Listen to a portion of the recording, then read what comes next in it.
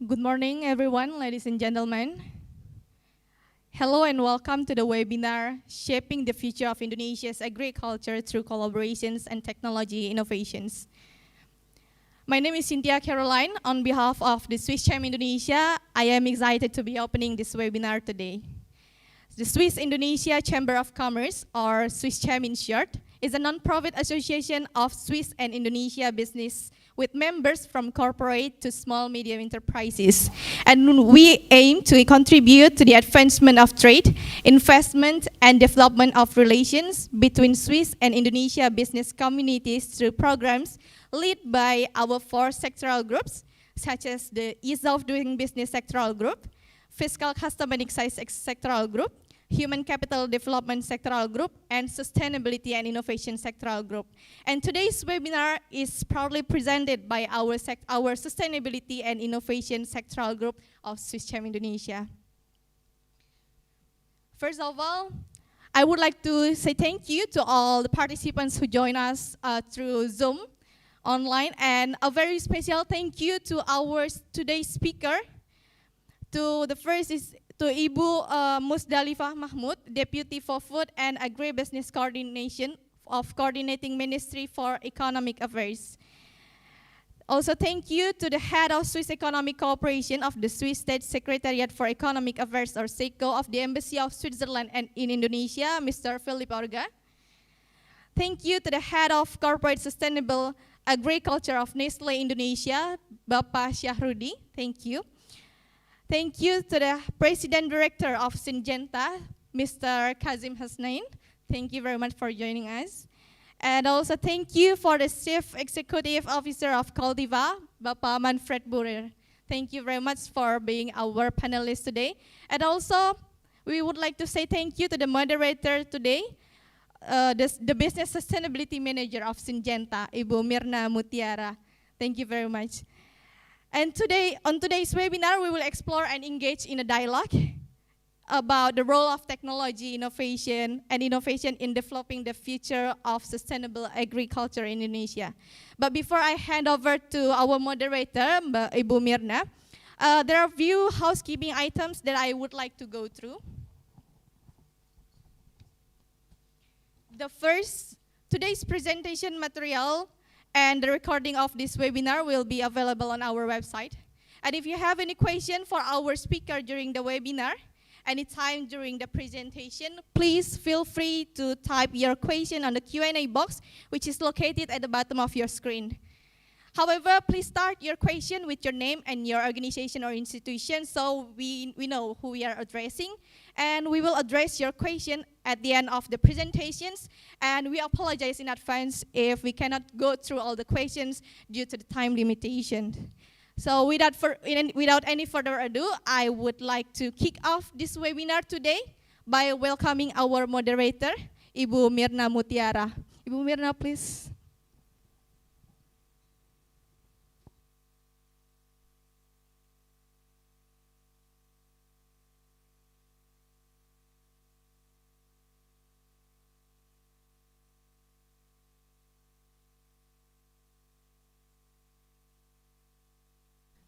Good morning, ladies and gentlemen. Very good morning to all our media journalists. Very warm welcome to you all. And of course, I want to say good morning as well to our speakers, our panelists, and I'm sure that you will fulfill our day, very enlightening day today from you. Very good, a very warm welcome to you. And of course, for our audience joining through the Zoom, very good morning to you and warm welcome, and I hope you can join the session today and then you enjoy the session as well. Can I sit? Okay.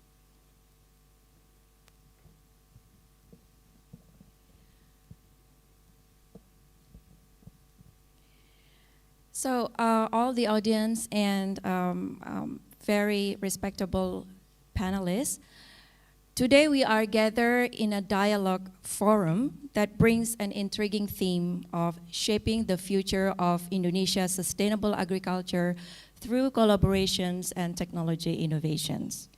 I want to give a little bit context of us from this theme. So from this theme, sustainable agriculture is sort of like the wave of the future. But then again, what is exactly sustainable agriculture? So sustainable agriculture system is a system that allows our farmers and as well as their farms of all sizes to be profitable and to have highly productivity, while at the same time they can also support the regeneration of farmers as well as safeguarding the environment of the farming. And then what has it got to do with innovations? So our journalists, innovations usually are commonly discussed in the area of manufacturing, in the area of retail, in the area of information and communications. And also, if we Google up, mostly innovations are actually perceived to be implemented at the expense of sustainability.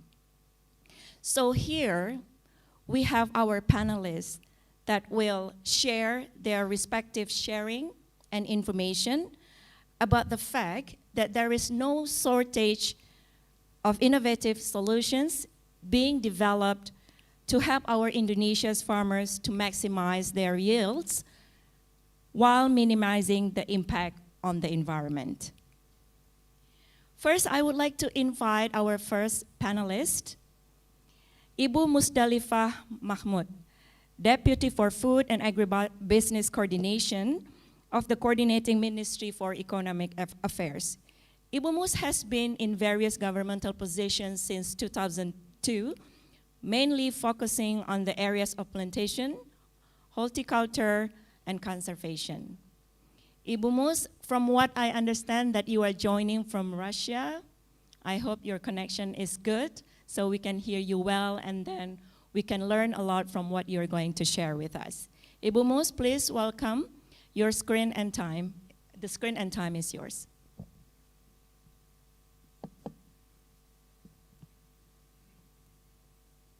Good morning. Assalamualaikum warahmatullahi wabarakatuh. Madam Mirna, thank you very much to contact me in 3 a.m. in Russia. But I think this meeting or this seminar is very fruitful for all of us to share how we should support the sustainable agriculture in the world. In terms for Indonesia, especially for Indonesia, I hope that what I mentioned today is can just to give the input, and I hope that through this webinar we can accumulate, we can all the issue or the suggestion that can suggest again to us as a government. The shaping the future for the sustainable agriculture is the very important item for us, for Indonesia, because we have to provide 270 million people, and then the limited land we have, and also the technology and the spread of our farmer in all the remote area of our country. Why agriculture is very important for our country? Because the basic culture, the basic knowledge, what they have in all our people is agriculture. They live in kampung, in the remote area. They know the most important in their life is agriculture. If they know about construction, it's just about a side work or side job for them. Until now, in all the district, the remote area in our country, Indonesia with vast agriculture potential, but it faced very numerous challenges in realizing this potential. Collaboration and technology innovation are key to shaping the future Indonesia's agriculture. This presentation will explore how collaboration and technology innovation can help overcome the challenges facing Indonesian agriculture and pave the way for a more sustainable, prosperous future. Ladies and gentlemen, next please. The role of agriculture sector in economic development, we can have a look at food supplier and raw material supplier, national source of income, provide job opportunities, source of surplus for investment, countries foreign exchange earner. That's all the role of agriculture for our people. Actually, not only for the stability of the country also is depend and a very basic needs for the people is from agriculture sector. We provide food, we provide economy also, and we provide a lot of job because the resource from Indonesia is based on the agriculture, agribusiness. And the contribution from agriculture sector is environment preservation function, production establishment, labor absorption, expand export, price stability, basis product agro industry. So we can have a look that Indonesia about 60% of the people they depend on the agriculture or agribusiness sector. The role from this role and development of the agriculture, the challenging still facing in Indonesia agriculture. Agriculture face several challenges, including low productivity still happen, limited access to market, and climate change. Low productivity is a major challenge as many farmers lack access to modern farming techniques. Next slide, please. And technologies. Limited access to market also hinder growth as farmers struggle to sell their product at fair price. Climate change exacerbates these challenges as extreme weather events become more frequent and unpredictable. To talk about the access for the market, now for our farmers sell their product, they are depend on the middleman who can be driving the price to the consumer and the price to the farmer itself. That's why sometimes farmer earn only 1/3 of the price of their product. So to develop national sustainable food system, we need to acknowledge that some action has to be put in the food system. Sustainable the domestic production and availability to meet the demand for quality and safe food. That is the demand that we need to achieve in the future. To develop national food system, they need to food assistance for food vulnerable household. They are ensuring food security, availability, access, utilization, and consumption and stability.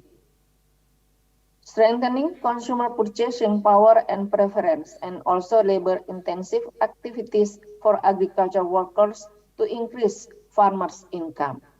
That's what we need to assist food vulnerable household, we call that. And also to achieve this food assistance, we need to strengthening farmer cooperation and food distribution distribution efficiency. This is we call pola pangan harapan. We have to acknowledge all the people. Fresh food is full of nutrition and safe. Fortified food like salt with increasing iodium, and cooking oil with vitamin A and rice with vitamin D. Strengthening the market system, wholesale and retail, farmers, fishermen corporation, we need to develop online supply chains to give more access to the farmer to sell their product, strengthening food logistic, assistance in intermodal food distribution in production-based areas and consumer market access. That we need to develop all corporation and food distribution efficiency. So to analyze to the student farmers, we need to have the food accessibility. It means that we have to need increased profit and sustainability of food production, food inflation control, and also promotion, labeling, packaging, food safety, food information. That's need the technology and all knowledge to uh, to achieve food accessibility. And also to have this local food accessibility, we need to local development conducive environment. This local food development need to strengthen food stimulus, assistance subsidies for industries and people with low purchasing power, ensuring the food trade system, trade standards regulation, strengthen storage processing and manufacturing. System, it not like we have just fingertip, but what we need is how we can develop the ecosystem sustainable food, to create the ecosystem, the good ecosystem, sustainability ecosystem in the food system. So we hope that all these this target we can raise step by step through this activity, this policy, this program to achieve the stability on the national food. Next, please.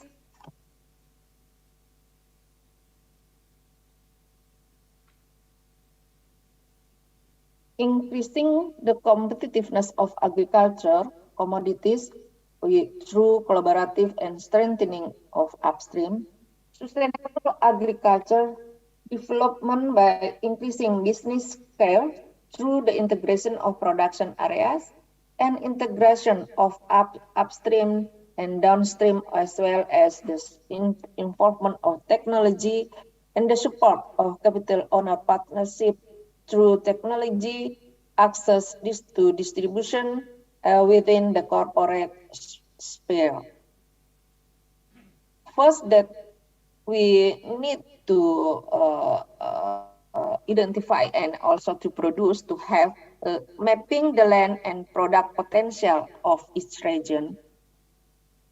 Each commodity, actually, we have already the mapping, but to accommodate all the mapping in all the food system in national, we need to more work hard to produce mapping of the land and product potential from each region. Actually, we have already one map policy and also mapping all each commodities that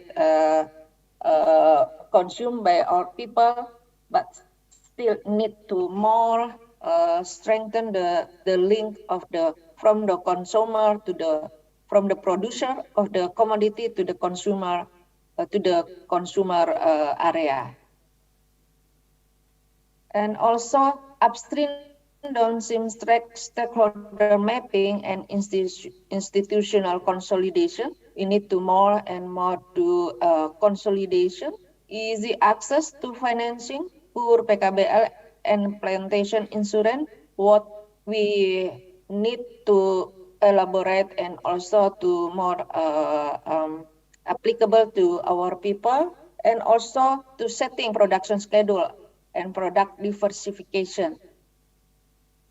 Application of GAP, use of superior seed, organic fertilizer, good agriculture practicing, and application of smart farming and assistance, establishment of cooperatives and partnership with off-takers, and development of digital-based logistics.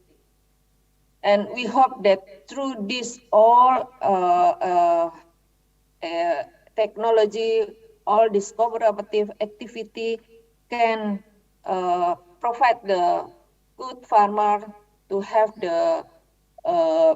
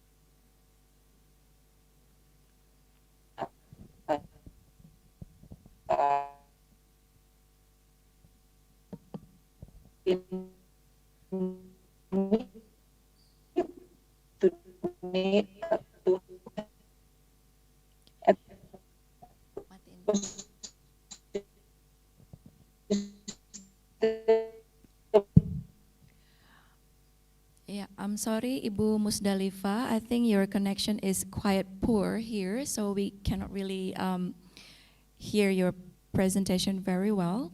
While waiting for Ibu Mus, I think we can pick up some points from what she delivered. Basically, the point is that in Indonesia, low productivity is still the problem. And access to technologies is also the challenge for our farmers. And then she mentioned about basically the Indonesian government has this national sustainable food system, which has different components where I think that different actors in agriculture value chain can tap in to basically address all the challenges in each components of the national sustainable food system. And then she also mentioned that in this, to achieve this national sustainable food system, technologies and innovations play an important role in order to achieve the prosperity for the farmers. So I think that's basically that I can pick up the points. Okay. I think Bu Mus, yes? okay, sorry, the Understandable, Bu. Russia is okay. very far. So I think what you mentioned before, that what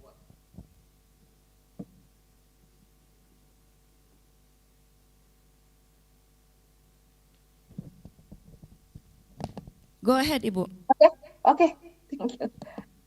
Uh, okay, I think this what we would like to achieve, yeah, in the future, that all this ecosystem can working well to provide our farmer, and to let also our farmer can link to all what we provide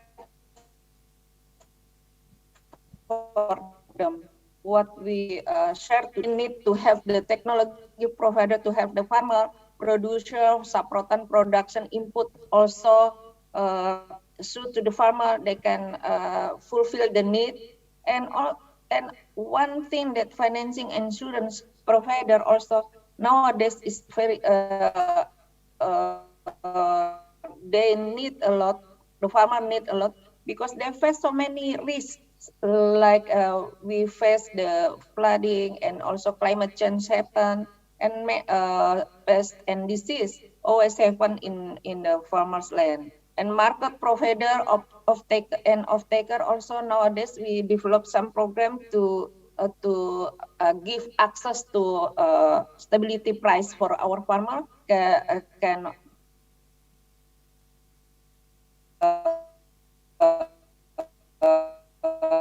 fulfill the need for the.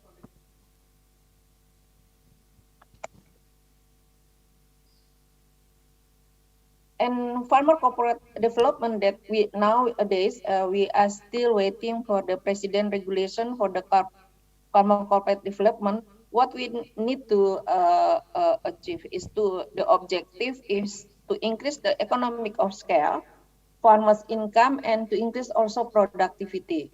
What we will do in this term for farmer corporate development, why we need to encourage the farmer to have in to build in a one corporate to uh, to implementing corporate farming from small land into land consolidation to increase the efficient economics of scale from cultivation business to integration business, upstream to downstream, to increase the value chain, from monoculture farming to mixed farming, and and also to increase the institutional consolidation through regulation at central level, management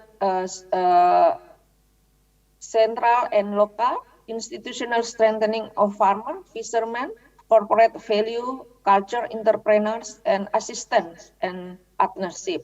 In terms of the technology innovation adoption, novelty of production input, cultivation practices, new post-harvest technology, novelty packaging, and on the synergy, we need we need to share vision, implementation of integrated activity between actors and supporters.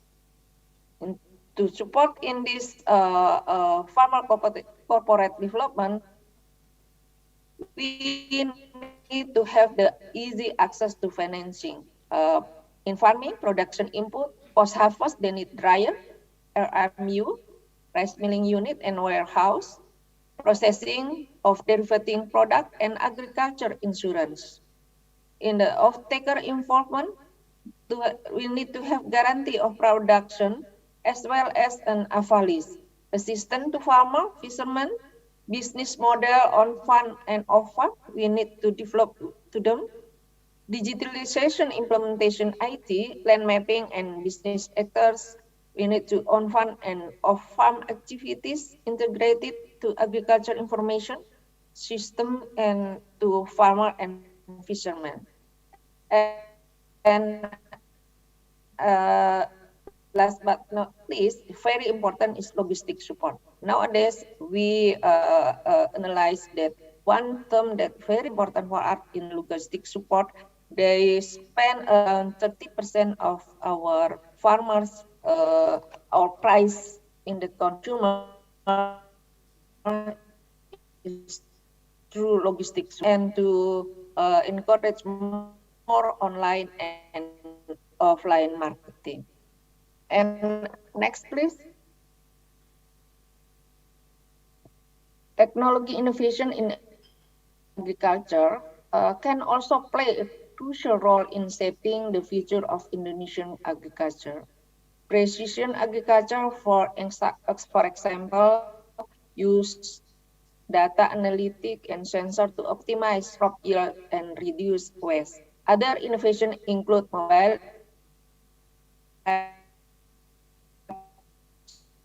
that provide farmers with real-time weather updates, drones that can monitor crop health and spray pesticides more efficiently. So what we need to develop for the farmer to make them sustainability through this technology innovation, we assure that all the young farmer can come to they're happy to come to work on the agriculture.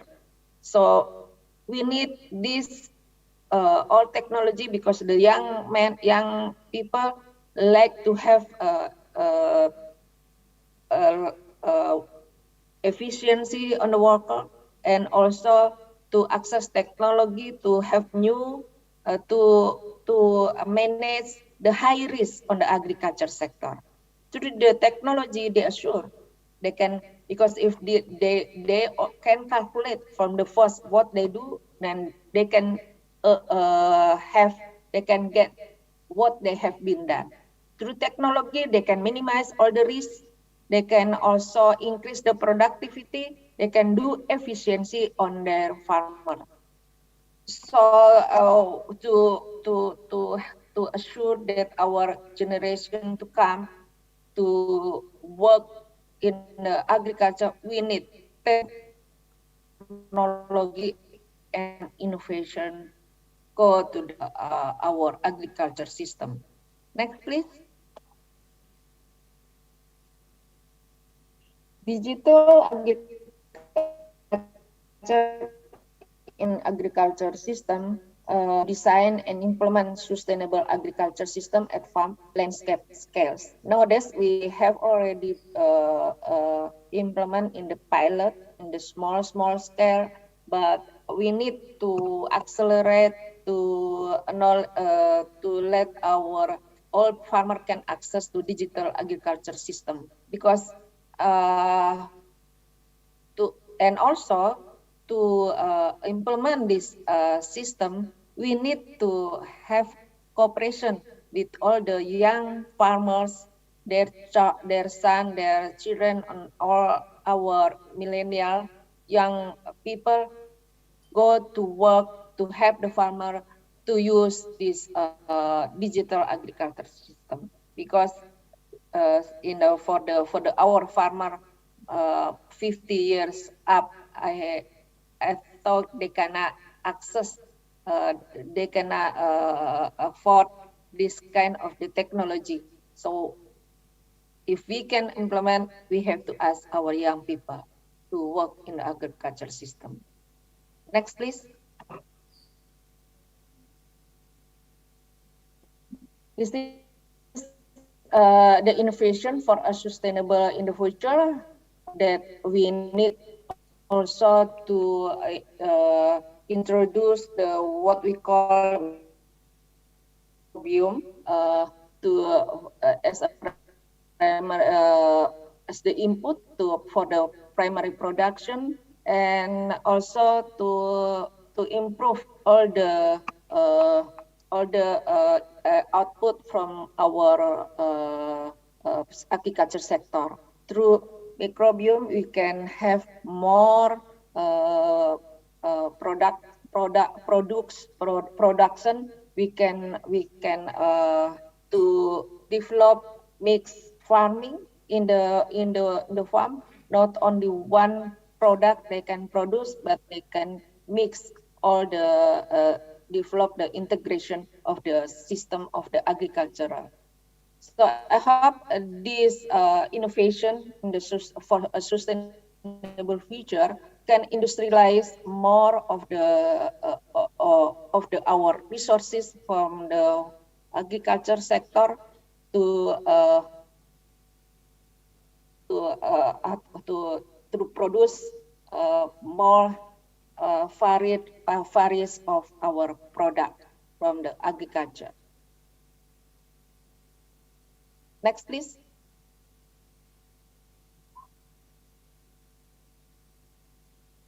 Also, we have pentahelic collaboration in plantation commodity development.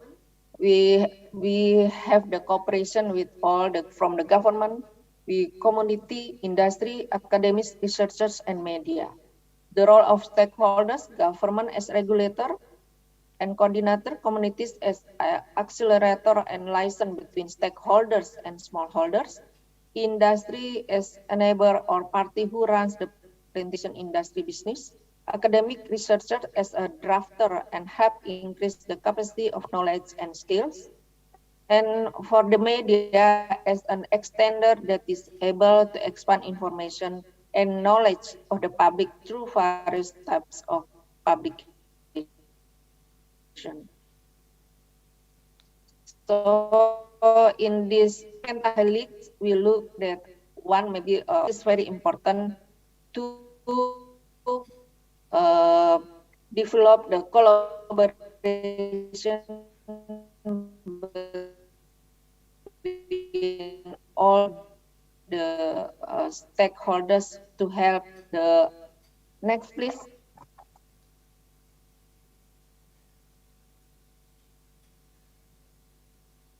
There are already several success stories in Indonesia agriculture that demonstrate the power collaboration and technology.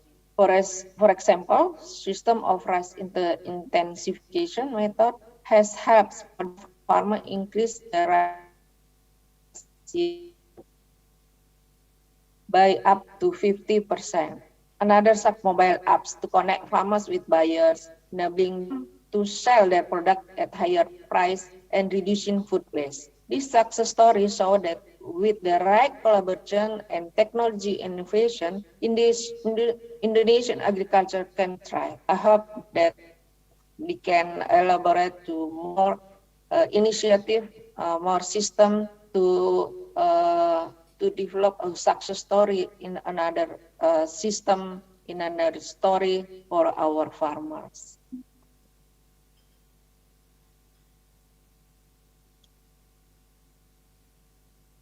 Regenerative agriculture nearly 2 times the profit. We can have look this is the what we have been analyzed that the from conventional to regenerative can increase more profit to our farmer. Next, please.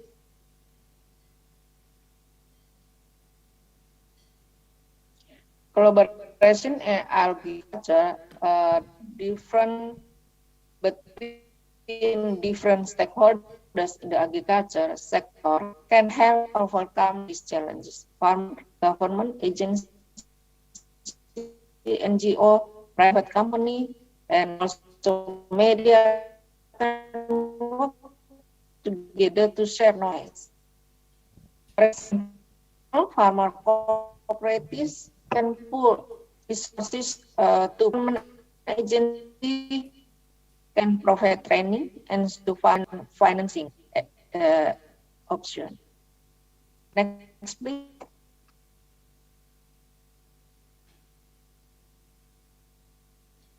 I think that is only to strengthening what we call pentahalis in plantation sector. We can have look that from cocoa we have working together with cocoa sustainable partnership and in Indonesia Sustainable Palm Oil, Sustainable Coffee Platform of Indonesia, and Sustainable Natural Rubber Platform of Indonesia. These all we need to implement more in the future and as a one tool for us to work together with all stakeholders to increase the production and increase the income of our people. In the same time, also they can protect uh, the environment system and ecosystem.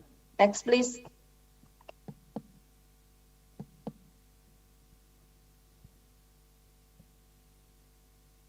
Also, we have a good example from the partnership with Indonesia Sustainable Agriculture, PASGO, was first announced by Indonesia Vice Minister since June 2011. Officially established in 20 April, PASGO is public-private partnership that was created in response to challenge and opportunity within the agriculture sector in Indonesia. I hope that this PIS-Agro has more than 85 partners consisting of national and multinational companies, non-government organizations, donors, and other institutions spread across 13 work groups. And this PIS-Agro, I hope, can generate or can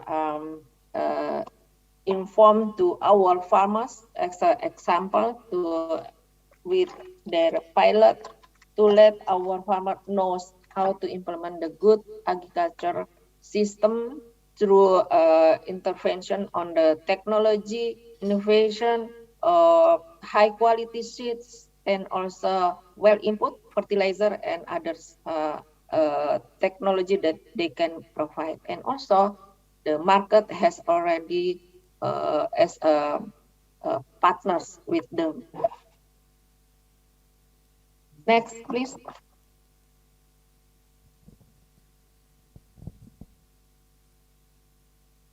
This is what we have in the palm oil, rubber, coffee, and cocoa.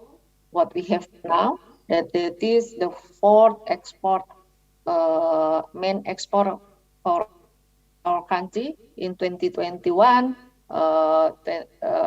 We can look that modern participating in working group member value chain project around 154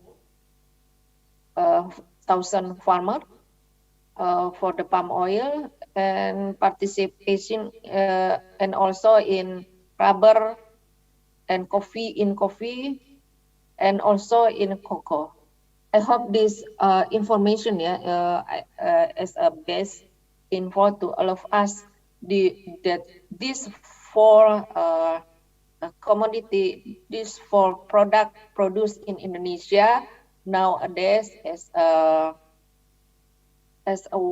four product need to have to assign that there are no deforestation on this product.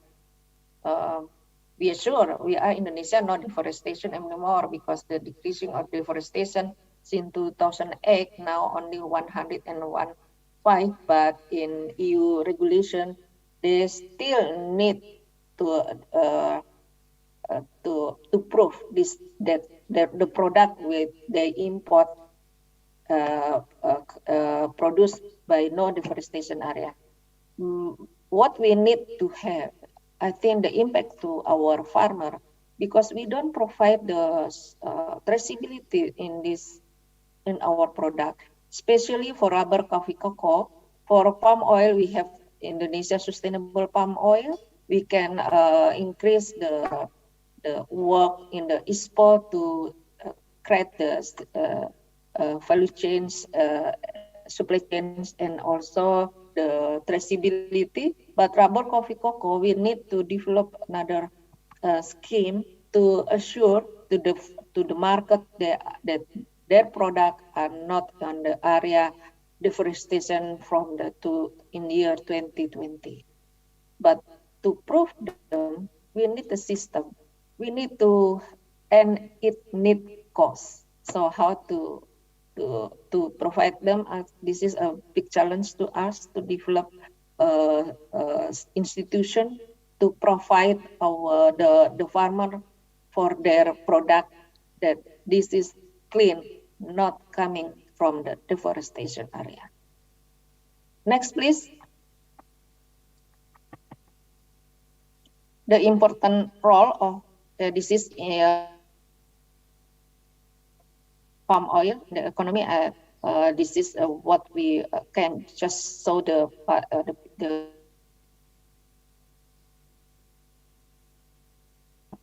audience here, the party that palm oil is the very important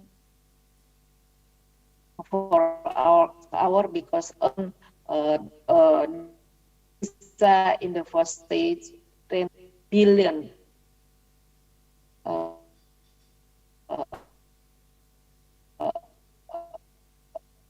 billion US dollar creating indirect labor, land ownership 41% of smallholders, and we can provide 10 we can save 122 trillion from energy security by utilizing mostly 11 million KL palm oil for biodiesel, and also can create the stability industry labor intensive and increase workforce 10% every year will directly improve people's welfare.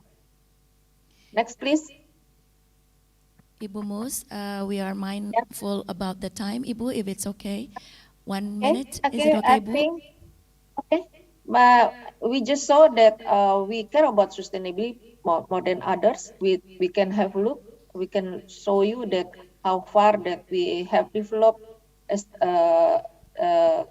create the policy, the regulation to for our to taking care the ecosystem and sustainability in all of our community and in all of our country.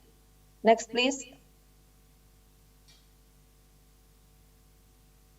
World-class plantation operation toward Industry 4.0, that this is what we need to increase the capacity of our business plantation for the future, that not only to produce but also to taking care the environment, to taking care the efficiency, to increase all the uh, to increase the product income for uh, the people, and also to create more technology to improve, not always not give the input from the fossil fuel, but to create the how to zero waste and also to utilize renewable energy with green energy. Next, please. Conclusion, collaboration and technology innovation essential for shaping the future of Indonesia agriculture. By working together and embracing new technologies, we can overcome the challenges facing Indonesia agriculture and pave the way for a more sustainable and prosperous future. Let us all work toward a brighter future for Indonesian agriculture. Thank you very much, Ibu Mirna. Thank you very much, Ibu Mos. We really appreciate your time, taking your time in Russia to share some perspective from the Coordinating Ministry for Economic Affairs. And I'm sure the audience here, including the speakers, we are from the industry. We learn a lot from what you have shared. It's quite new. Some information are quite new. And I'm sure we want to learn more in a separate occasion, that we want to talk to you about so many things that you have presented, Ibu. Ibu, if you have more time, you can still join us through Zoom, because I'm sure that the more speakers will talk a lot what they have done in sustainable agriculture, relevant to what you have shared with us. Thank you, Ibu Musdalifah. Take care there in Russia, Ibu. Yeah, maybe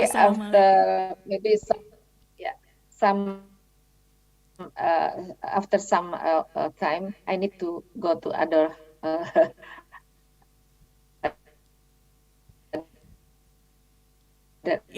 agenda. So thank you. Will be successful and create more innovation for our agriculture sustainable.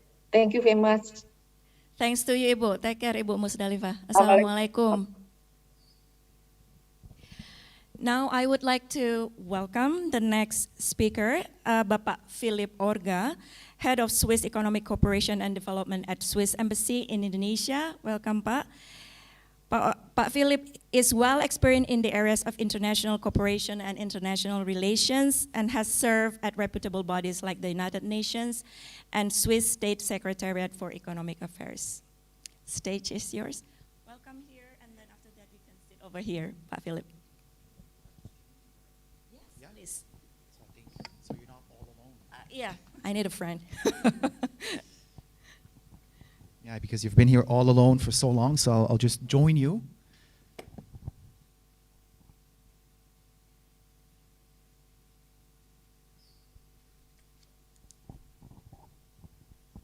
So thank you, Mumirna, and thank you to SwissGen for having me with you here today for this very important discussion. And I would also like to thank Ibu Musdalifah for joining us today online, and I wish her a very successful mission. So I'm really, really excited to discuss with all of you today how we can make the commodity sector more sustainable via the application of new technologies. So as you heard, I represent the Swiss government, as I'm the head of Swiss Economic Cooperation at the Swiss Embassy in Indonesia. And you might actually ask, or some of you might ask, why is this guy sitting here representing the Swiss government when we have an event with SwissGem and mostly private sector partners? So I will briefly explain why. So basically the Swiss government has economic cooperation and development program with the Indonesian government, and through this cooperation program, we support Indonesia's sustainable economic development. So we really try to boost Indonesia's economic development through projects in different sectors, and one of the main priority areas is sustainable commodity production, sustainable value chains, with a focus on sustainable palm oil. And the Swiss government has been promoting sustainable commodity production in Indonesia for now more than a decade, and we have been successful via working with UNDP and actually CMEA, so Ibu Mustalifa's ministry, in developing the National Action Plan on Sustainable Palm Oil, or the NAP-SPO.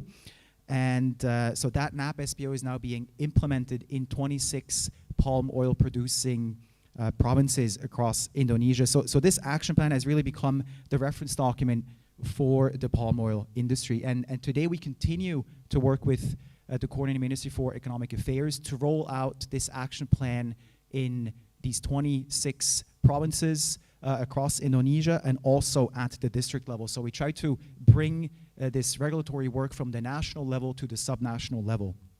And I believe, as we also just saw from the Deputy Minister, that that really shows Indonesia's commitment to the production of more sustainable commodities, in this case especially sustainable palm oil.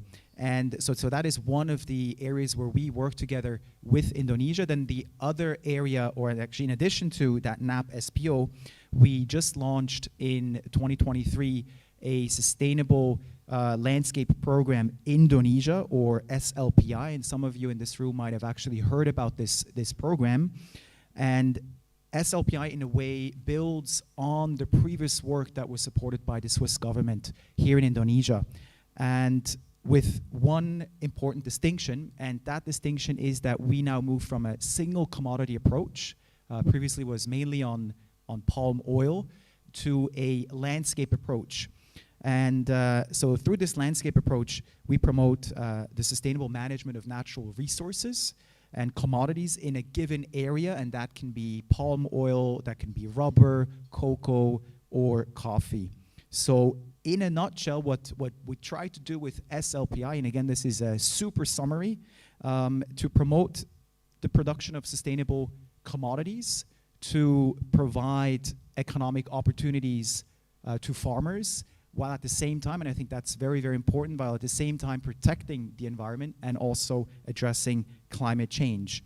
And I just came back from Aceh last week, which is one of the program locations where we work with Swiss Contact, we work with Earthworm, we work with Coltiva, we have Manfred with us here today, and also we work with private sector partners. As part of this project, we work with Nestle, who is here with us today as well. We work with Givaudan, we work with Mars, and also Golden Augury Resources. So I think that this public private sector partnership is one of the reasons why I believe that this SLPI program is so powerful.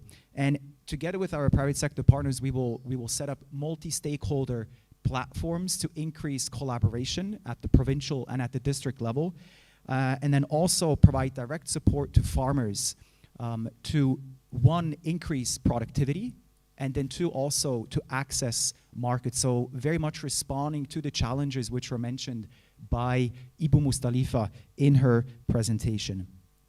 And another reason why I believe that this SLPI, or this program, is so powerful is because we work through 4 different projects. So the one in Aceh is one of them. And these 4 projects, they're active on the islands of Sumatra and Kalimantan. So we try to promote knowledge exchange and promotion of lessons learned across these provinces and districts. So also responding to some of the challenges that were mentioned by the Deputy Minister. So this is more of, let's say, the reason why we support from a cooperation program perspective. But there is also a more political reason why Switzerland engages in the commodity sector. And that has to do with the free trade agreement, or the Comprehensive Economic Partnership Agreement, which was signed between Switzerland and the other EFTA states, so Norway, Iceland, and Liechtenstein, together with Indonesia. So this SEPA was signed in 2021. And I think an important message here is that this free trade agreement allows the export of all palm oil. Of course, there's a focus on palm oil. Allows the export of all palm oil to Swiss and the other EFTA markets. So that can be sustainable palm oil and palm oil that is considered being not sustainable. And in addition, I think that is the most interesting point, is that the palm oil that is produced sustainably, for example, that has been RSPO certified, can benefit from a tariff reduction of up to 40%. So there is actually an economic incentive for Indonesia to produce more sustainably, get that certification in order to benefit from these tariff reductions. So I think that this sustainable landscape program, Indonesia, also needs to be understood in this more political context. So as you can see, Switzerland has, on the one hand, the economic cooperation program with Indonesia, and then also on the other hand, the free trade agreement, because as part of the free trade agreement, we also committed to supporting Indonesia in producing more sustainable commodities. And actually, this sustainability clause with regard to the palm oil sector is a first worldwide when it comes to free trade agreements. So I hope that Bu Minna and everyone here in the room and joining online, that this explains why I'm here on this panel today to share some of my experiences of working in the commodities sector in Indonesia. And I hope that also everyone will benefit from today's conversation. So with that, thanks again for having me, and we're looking forward to the panel discussion, which will happen very soon. Thank you. Thank you, Pak Philip. So I think from your sharing, we would like to learn more later on about this landscape approach. Apparently, this approach will actually help protecting the environment, as well as addressing the climate change, but as well as it's part of the free trade agreement under SEPA that is between the Swiss government and Indonesian government. So we can talk more about it later with the journalists. And now I would like to welcome the next speaker, Pak Syahrudi, the Head of Corporate Sustainable Agriculture of Nestle Indonesia. Pak Syahrudi has a long dedication and proven track record in sustainable agriculture. Yeah, Pak Syahrudi. In Nestle Indonesia, his role is instrumental to driving the company's sustainability agenda. He's working closely with the farmers and stakeholders to promote sustainable farming practice.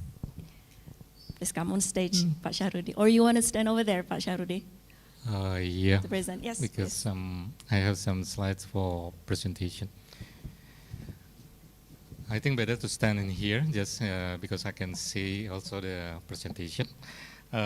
Again, good morning, and thank you for Swiss Jam for having me in here, and very happy to be around and amongst our stakeholders with a high concern for the Indonesian agriculture, especially towards sustainability.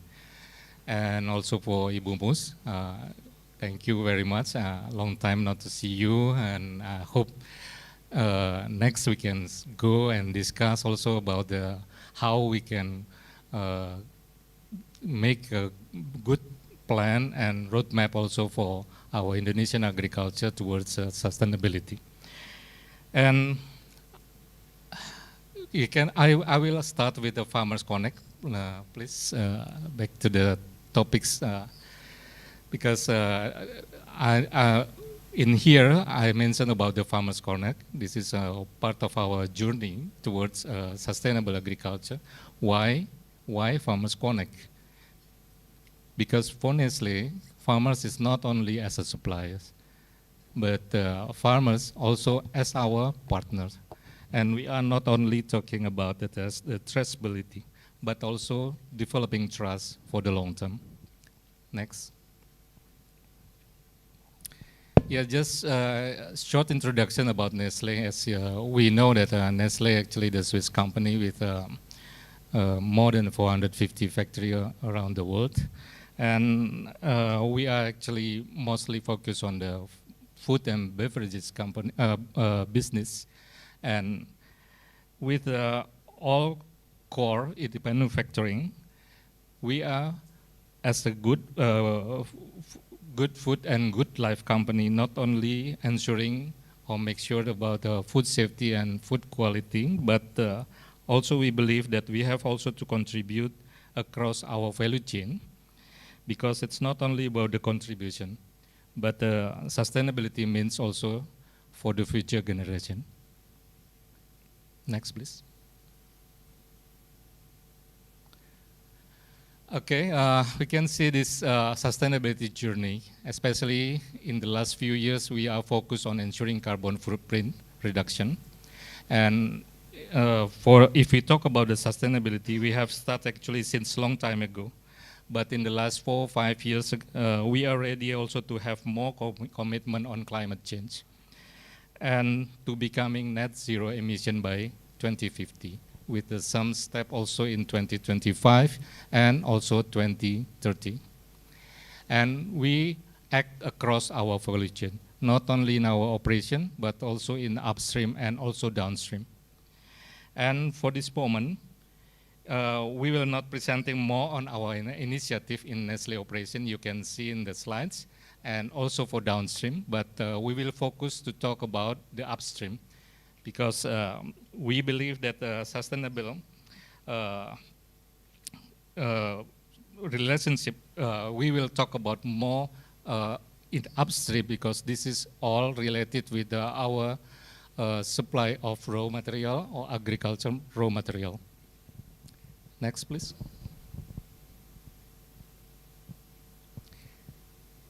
Yeah. Okay, next. I think this is all just the focus for the sustainability in agriculture part. And if we talk about the sustainable agriculture, we can see, and we have the collaboration and partnering with more than 500,000 farmers around the world, and to make sure that to advance regenerative farming practices at the heart of our food system. And in Indonesia, we are partnering with more than 35,000 farmers. And actually we start to develop farmers since 1975. We start actually in dairy and almost from the scratch, because as we know that actually Indonesia are not dairy countries.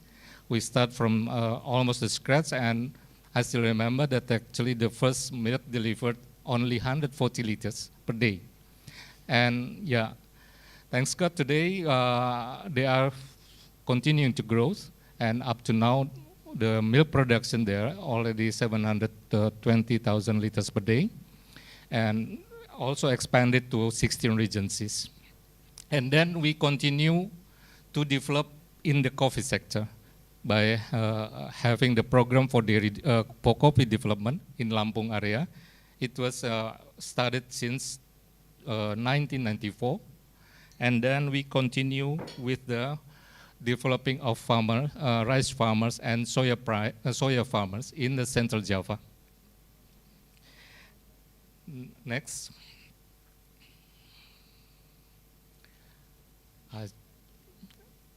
I try to stick with the time limit here. And then now we have the roadmap towards our sustainable agriculture. What is our focus? You can see again, food safety and quality as our basic. We need to make sure that we have all the compliance to make sure that food safety and quality in our product. But not only that, we are also have another focus in productivity in our agricultural supply chain. And this is all the basic that we need to come with this approach based on the living income of farmers. And nevertheless, also it will be improved on some requirement like animal welfare, biodiversity, and ultimately low greenhouse gas emission in our farming practices. And if we talk about this program, actually this is the common program, but the key, again, the key actually will be in the approach. How we develop the right approach based on our Indonesian farmers. So, like I can say that today we can start with identify the gap, but really to make sure that we really know what will be the gap.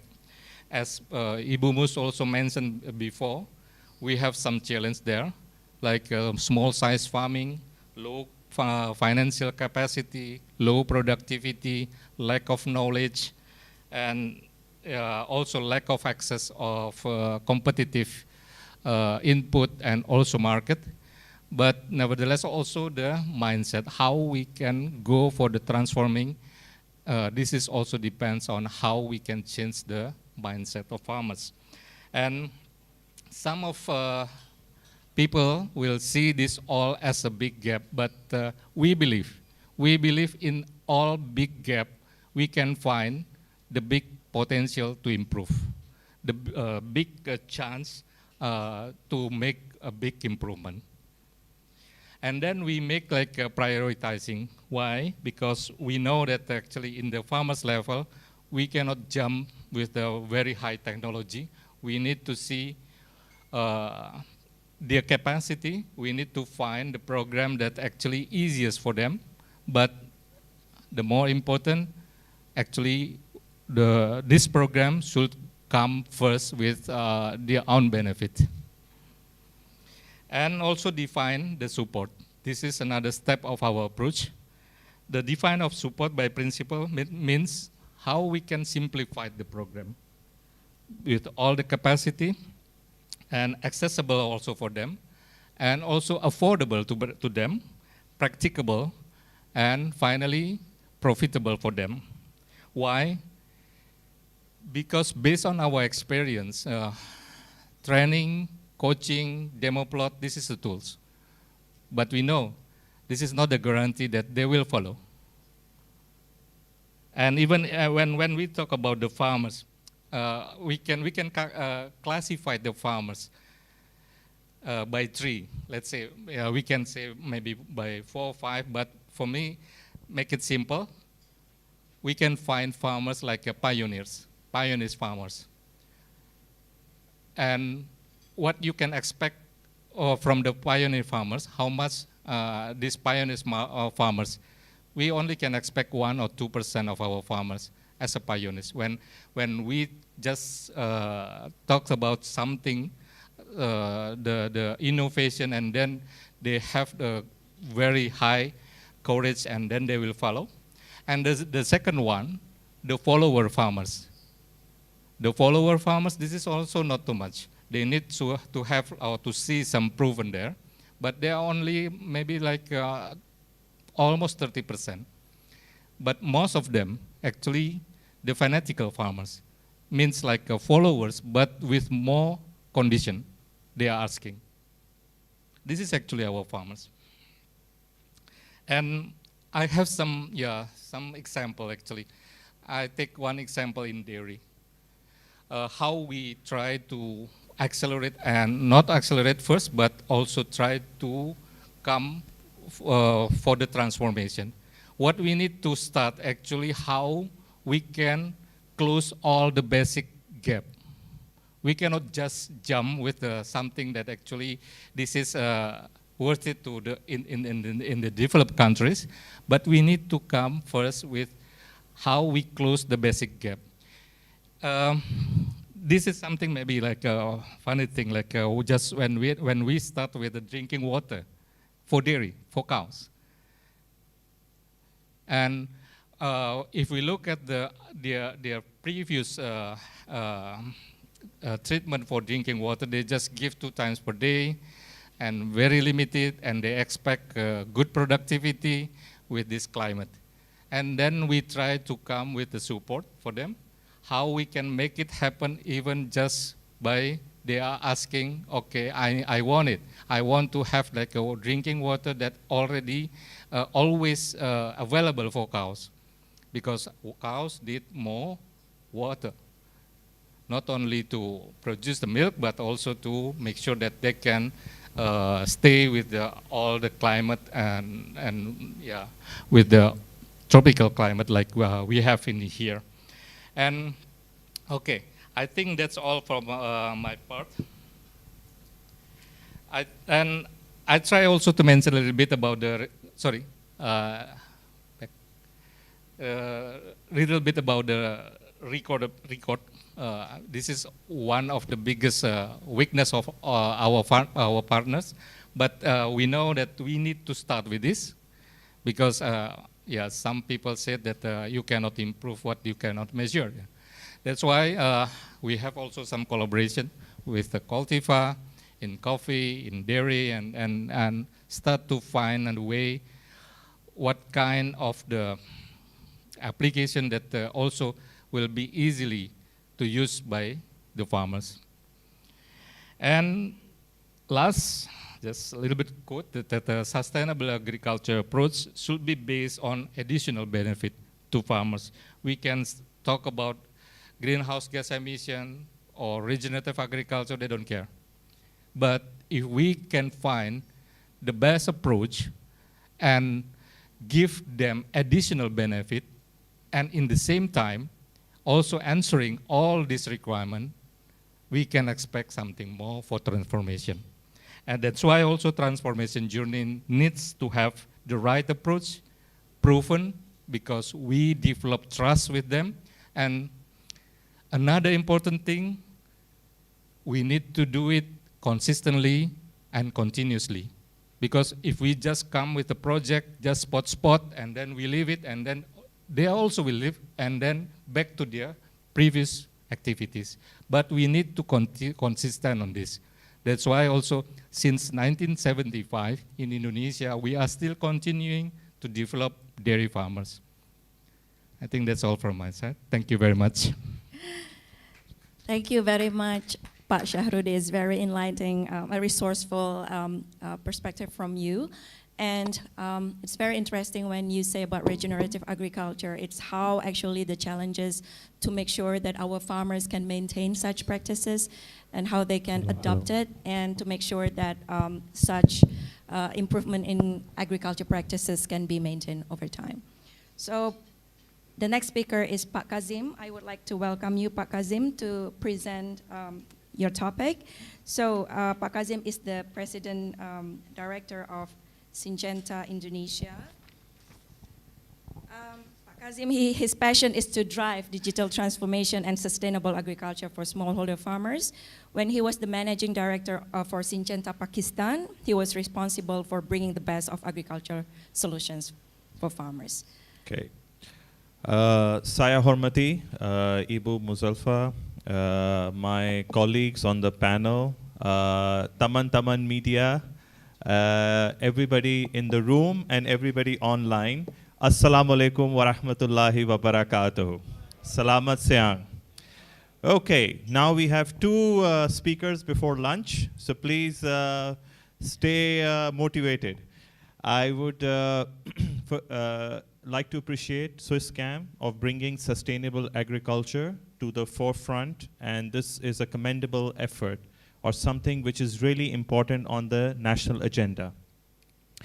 At the same time, when we always talk about agriculture, we are always complaining and talking about challenges, but we never forget to celebrate. And we need to celebrate of all the achievements which have happened in agriculture. To give you an example, on the Global Health Index, Indonesia in 2000 was, the vulnerability was at 26%. And now that has decreased to 18%. So the access of food in Indonesia has improved. And we need to be happy, and we need to celebrate the good work which has been done by the government, by the businesses which are operating, and bringing good technology to the farmers of Indonesia. So let's not forget to be happy of what we have achieved. In my talk, I'm going to talk about just two things in my initial remarks: where we are standing now, and what Syngenta is doing to get to what we want to be in the future. Currently, if I look at the Food Security Index, which is published by The Economist, there are 113 countries in which they evaluate. Number one country is the highest food secure, and 113 is the least food secure. I ask all of you in this room, where do you think Indonesia is standing? Do you think we are in the top 60 countries? Please raise your hands. Okay, we have one hand here. If you think we are in the first, we have 2 hands, 3 hands, and that's good. At least we have 3 optimistic people in this room. So in the food security index, Indonesia is standing at 63. Not far behind, but at 63. We are behind Malaysia, Vietnam, Singapore. I would not compare because it's too small. It's like a kampung in Indonesia. So I would say that this is where we are standing at. This means the challenges of the future are different from what we have seen in the past. And that is why it is important that these seminars bring government, business together. So we talk about policy, we talk about strategy, and we talk about what the future would look like. Now, as a brief introduction, if you go to the next slide, I would like to introduce, for those of you who do not know Syngenta, Syngenta is a global organization. We have been operating in Indonesia since the 1960s. We operate in 100+ countries, and we are a research-based agri-tech company which brings solutions for farmers so that they can produce safe and nutritious food while we take care of the planet. This is what our introduction is. Now, moving forward, in the speakers today, we talked a lot about, if you go to the next slide, please. We talked a lot about the challenges. And now what we have, while we have written these as challenges, we at Syngenta see these as opportunities. And I'm not going to repeat all the challenges which were highlighted by the speakers before me. I'm just going to say that there are huge opportunities in agriculture. One opportunity which we have not spoken about is biodiversity and pollinator safety. And this is something which is also an opportunity in which we can work. When we look at food systems, we classify this into 3 areas, 3 aspects. When food is produced. So the first thing is the input side. This includes seeds, all the chemicals or non-chemicals, the fertilizer, which goes into farming. The second aspect we see is agronomy. Having good agronomy means better yields. And the third thing is off from the farm to the consumer. These are 3 different aspects which we see to boost the food systems and yields. At Syngenta, the way we are working on this, if you could go to the next slide, we are looking at sustainability of innovation. And when we talk about innovation, we are looking at chemical and non-chemical solutions. For us, crop health is not only important, soil health is equally important.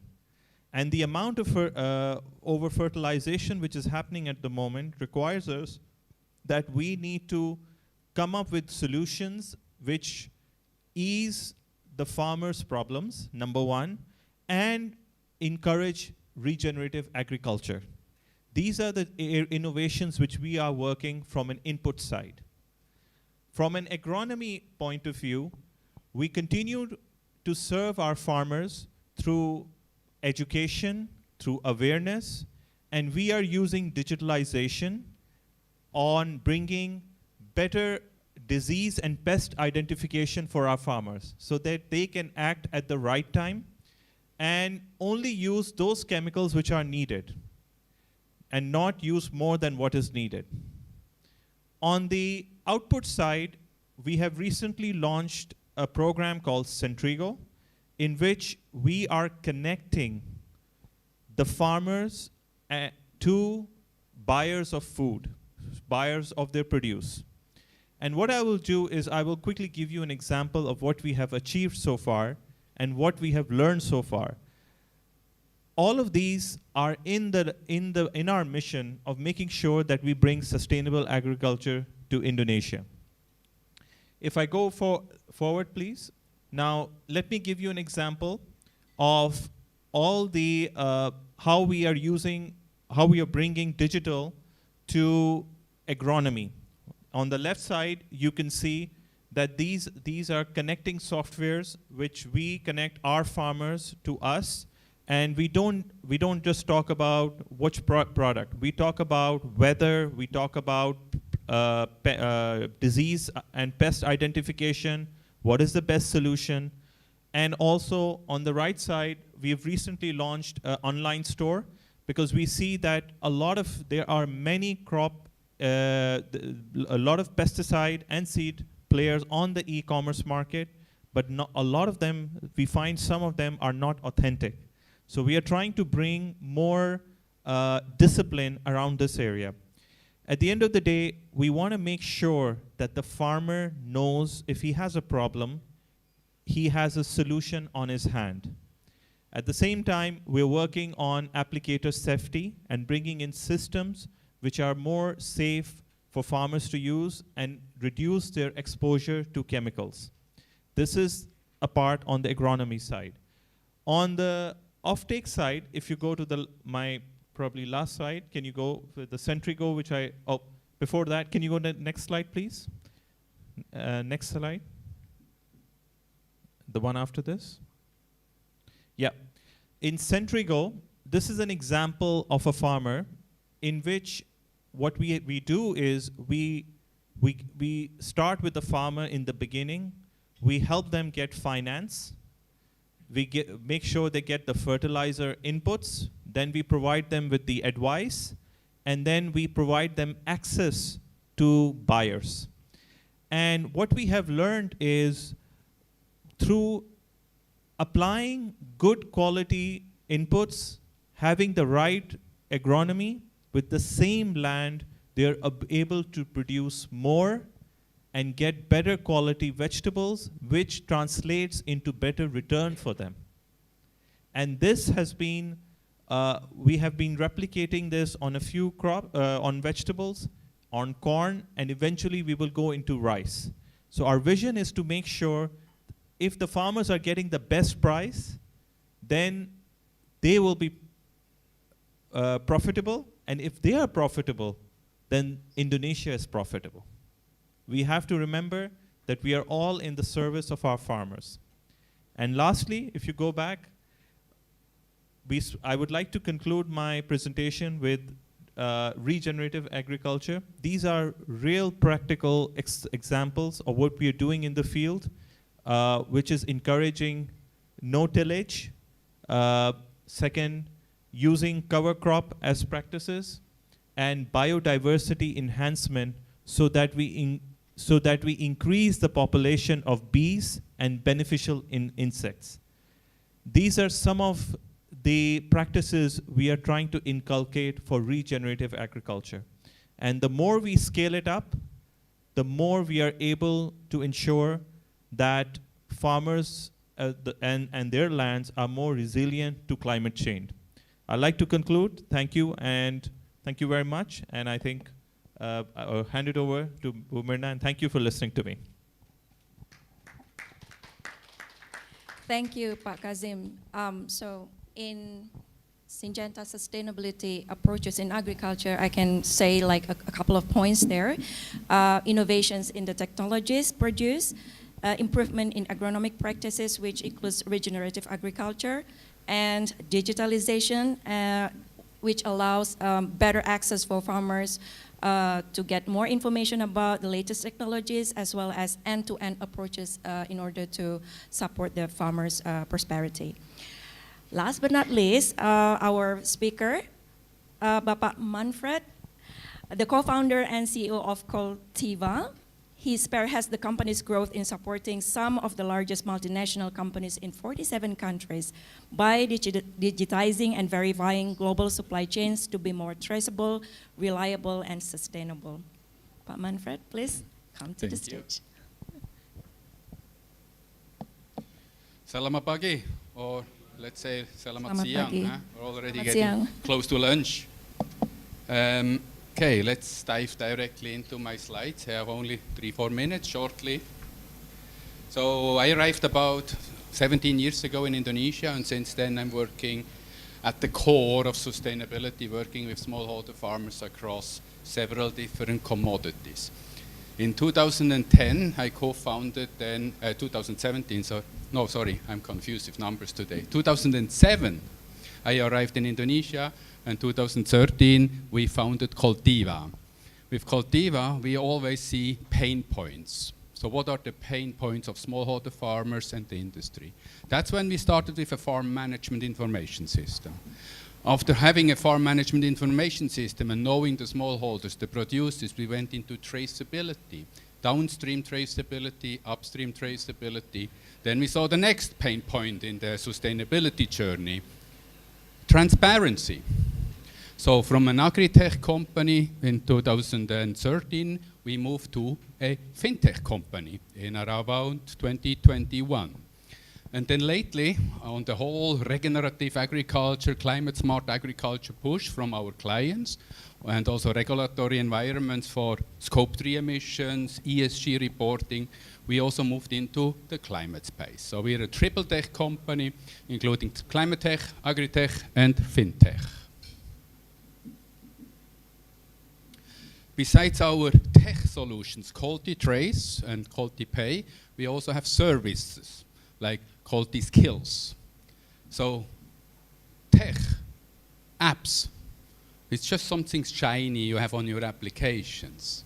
So it helps agronomists, businesses to track and trace where the products are coming from or the products are delivered to. It's an app. It still needs people. It's human-centered technology we're building, and we have Quality Skills.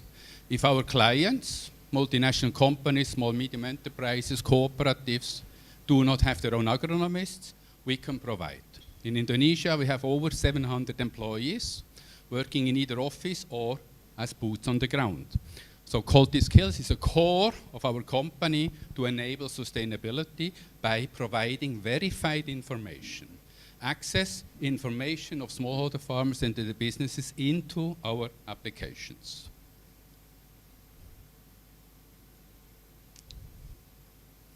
Where does it go? Here. Good. So globally, as mentioned, we work in about 47 countries with users in about 47 countries. We have offices, staff in 13 countries, but our core is still Indonesia. Most of our staff are in Indonesia. We develop our applications in Indonesia. And in Indonesia, half of the farmers registered on our platform are in Indonesia. 500,000 farmers in Indonesia registered in our platform ecosystem. And here you see on this chart, end-to-end, seed to table. So we're an agri-tech company working from seed to table. And that's a learning from my 16 years in Indonesia. We can't work in data silos. Every company along a value chain, whether inputs or off-taking, they work in their data silos. And no one wants to share information, right? Then we have the European regulation of non-deforestation who enforces now that every company, every buyer in Europe knows where the products are coming from. So how to get that done if no data is shared along the value chains? So we've integrated every aspect of data from whatever goes into a farm, what happens on a farm, and what's coming out of a farm into our ecosystem. Besides almost 500,000 farmers in Indonesia, we're also working with over 3,000 businesses on sustainability. These businesses are our users, clients, working with our business application to manage and monitor whatever goes into a farm and coming out of a farm. And as I mentioned before, we have Quality Skills, about 1,500 users using our farm extension software to verify, monitor, support smallholder farmers. So it's key on the sustainability journey to not only talk about tech innovation, it's the boots on the ground that counts. Producers, farmers, fishermen, they're human beings. You can't talk to them through a drone or a blockchain or artificial intelligence. You're going to meet them, talk to them. That's it from myself. Thank you very much. Looking forward to the panel discussion. Give a big hand of applause. Thank you, Pak Manfred. Would you mind please sit with us here? So all the audience, whether it's here or in the Zoom, due to the time, I will only can think of one question that I think can apply to every of the speakers here, everyone here. So I will ask just one question, but any one of you can just say something about it, explain, or give a good example, including you, Pak Philip. From the speakers, we hear a lot about farmers being the center, be it rice farmers, horticulture farmers, palm oil workers. They are all the farmers that actually the center and the core of our attention here in this forum. So, and then we also talk about sustainable agriculture. I like when the comment from Shahrudi mentioning that, you know, when you talk about regenerative agriculture, when you talk about climate change, farmers do not care. To a certain degree, yes. Because the thing is, it's the same experiences when you meet farmers, the only thing that they mainly focus is on productivity. So when it talks about protecting the environment, there is another challenge to actually instill the practice in them and actually to make sure that they adopt that when we are not there anymore. So what are, probably one of you can share just small example or a case where, what are the approaches, workable approaches that we have done to make sure that sustainable agriculture practices are understood by the farmers? They know the impact, they know it relates to climate change and environmental degradation, Bapak. And how the best approaches that you think that can make them adopt the practice sustainably? So anyone, including you, Pa, because I know that you are around trade and everything, because this is like fulfilling the demand of the market, where the market wants the farmers to do sustainable practices, but on the ground it's a very big challenge to make sure that our farmers do that. So please, Bapak, it's only me, Ibu, so Bapak-Bapak, is there a mic there, or is it only one? Yes. Thank you, Ibu Mirna. Again, this is very interesting to talk about the approach here, because this is actually the key. How we can manage all the requirement based on interests of farmers. I will come with another example. In the coffee side, we know that actually the limitation of our coffee farmers in the size of farming, they only have like a 1 hectare. Can you get and make sufficient income with 1 hectare for coffee? I don't think so. So how we can still talk about 1 hectare in the same hectares of land, but with much better we can do there. And this is all based on the income of farmers. Let's say like intercropping. Today we have like 50 demo plots there, and this is not sufficient, this is not enough. We need to support them what they need. Okay, now they need organic fertilizer, fine. They need also the plantlets, yes. Just to make sure that they will do it. And what they will get from this, because from intercropping, they are not only having like a coffee line there, and it means also really depends on this coffee, and we know that actually the coffee price also fluctuated, and then they will not having like a good bargaining position, and then we support them like having like mango, durian in border, and then shading trees, and finally we can make sure that also they plant like a vanilla and pepper, and in between also seasonal crops like chili and ginger. And you can imagine this same hectares of land with the 5 times of biomass. What we can answer from this? Greenhouse gas. By having 5 times biomass, you can answer actually the regenerative agriculture, carbon removal in the same hectare of land. But again, the living income, the income of farmers today, by having all these, just to fulfill all the space they have in the same hectares of land, they will get much, much more income.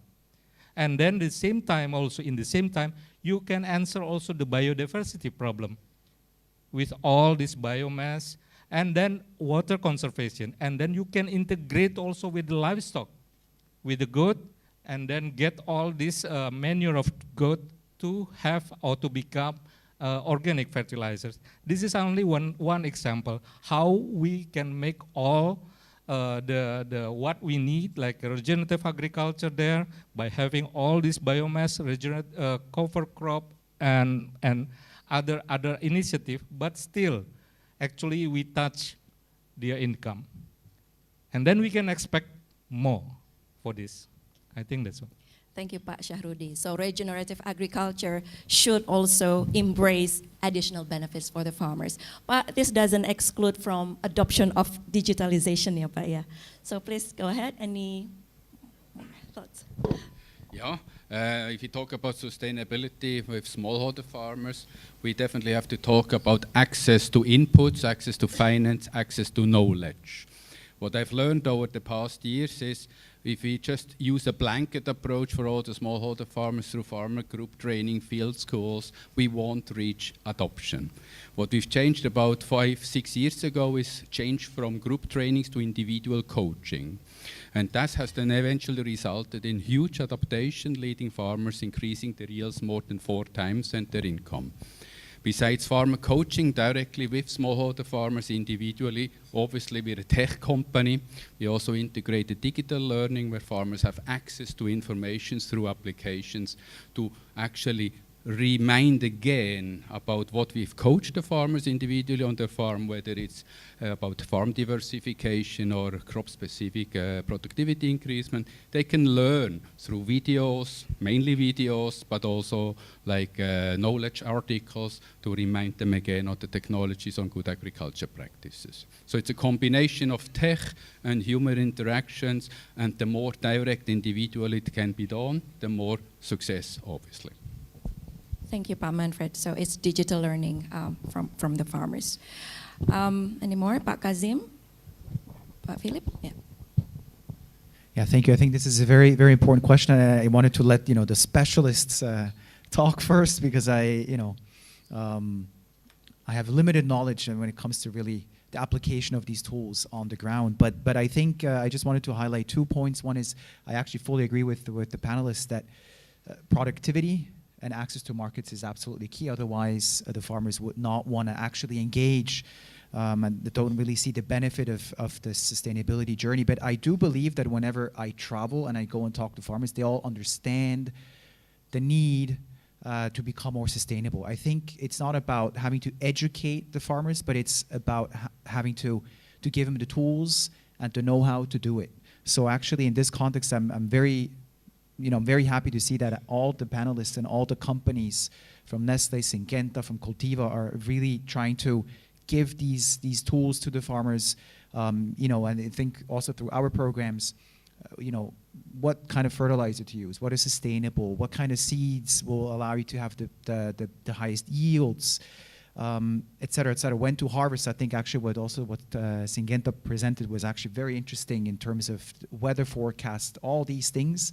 I think, but someone has to support these farmers, and I think the private sector in this case, we from the government, we can kickstart certain activities, certain programs, but at the end of the day, they really needs to be driven and led by the big private sector companies that they will then really be able to make an impact in the long term.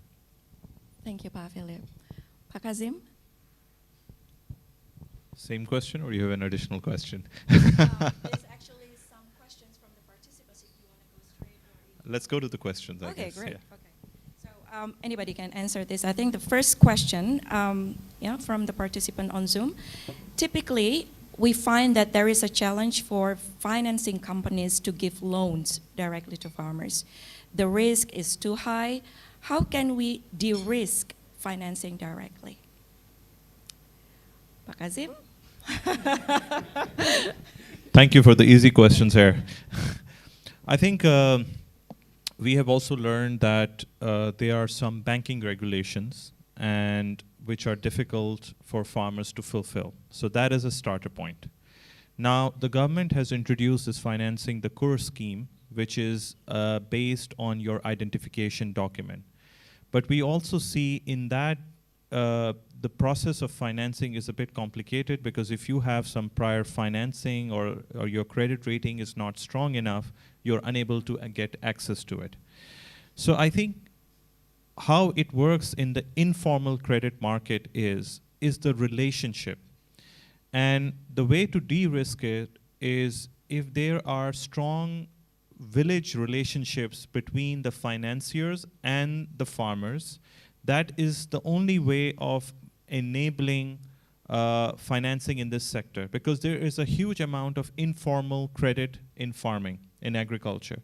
And then how do we include it to formal sector? How do we bring more financial inclusion? So the way to do it is that we will have to take some risks. And some countries have taken that risk. For instance, I give you the example of Bangladesh. They went into microfinancing way before anybody did. And they took the risk, and what they learned is that the default ratio was very less. But it was not backed by any securities or corporate or any other asset. So in our case, I think we will have to take a faith of leap, have strong relationships, build credit rating mechanisms which are specifically catered to the farmers. And based on that, we will need to work with some fintech companies who are able to take that risk, because the formal banking sector right now doesn't allow for easy loaning to the farmers. I would say that would be our learning so far. Yeah, I can just directly underwrite your answer, Kasim. That summarized it very well. Our struggles over the past years to provide access to finance for smallholder farmers who do not really have access to formal lending. So what we're trying to do now, or actually successfully done already over the past year, is to digitize the informal lending processes through supply chain lending. So access to inputs as a, let's say, buy now, pay later solution, where farmers repay then through crop procurement through the downstream industry. So we're building a closed loop ecosystem to digitize fully a transparent way lending through smallholder farmers, which do not include eventually formal banking institutions who has too high requirements for farmers to fulfill. Okay, thank you very much. If I can take the point where it's sort of like formalize the informal lending from different entities for farmers, and then to systemize that so that it's basically tailored to the farmers' needs. I think this should be the last question from the participant from the Zoom, because the time is over basically. This is from, Pak Sulaiman Ginting, how are you, from Harvest Plus? Very glad to have you here. It's our friend from Harvest Plus. So is there any funding instrument available for us to apply for collaboration in the area of food and nutrition? Maybe Pak Syahrudi? Yeah, thank you very much. But unfortunately, I am in this agriculture sector. But again, the opportunity always there, I believe, because again, if we talk about funding or financial loan, and just mention a little bit the previous question, from the government also have like a very good support.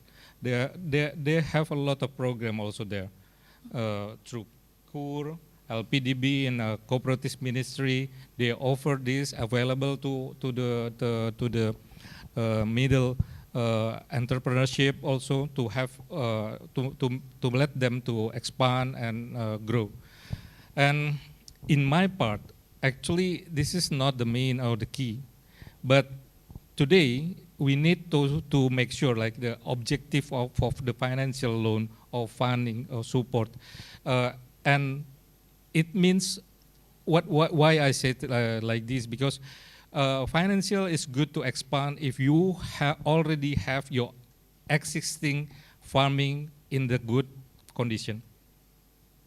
Today, what you need actually how to make sure that what you have, existing you have, to improve and optimizing with the less funding.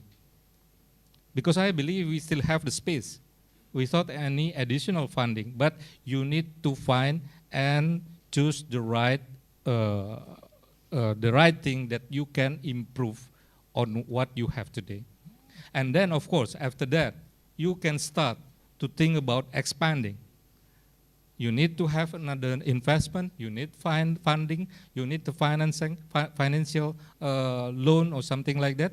But again, this is not, you can take the responsible for this financial loan, because if not, you will come with the same way which is not effective yet. And this is a risk for our farmers. We need to be aware on this also. Okay, I think. Thank you, Pak Syahrudi. So I guess with that comment from Pak Syahrudi, I hope you won't mind if we close this session. I would like to thank you for all of you, because I understand that it takes up a lot of your important time off the office work. So I would like to close the session. Thank you very much, Pak Manfred, Pak Kazim, Pak Syahrudi, and Pak Philip. So I think I would like to just give a little bit of takeaway for our journalists here. So in conclusion, innovation have revolutionized agriculture, by introducing numerous inventive solutions designed with efficiency in mind. So allowing our farmers in Indonesia to access essential tools needed for their production, while helping minimize use of resources and impact on the environment.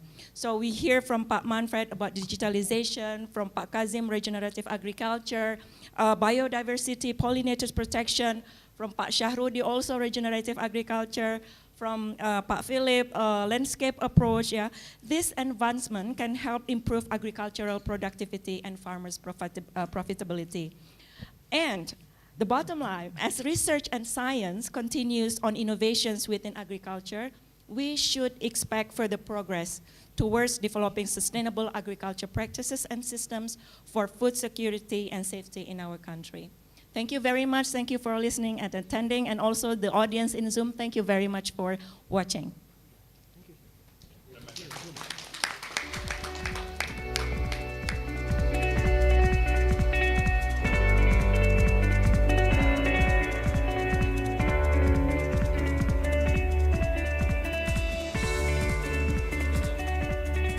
Yeah, we are still online. Thank you very much, Mirna, and thank you very much for all panelists for such a fruitful discussion.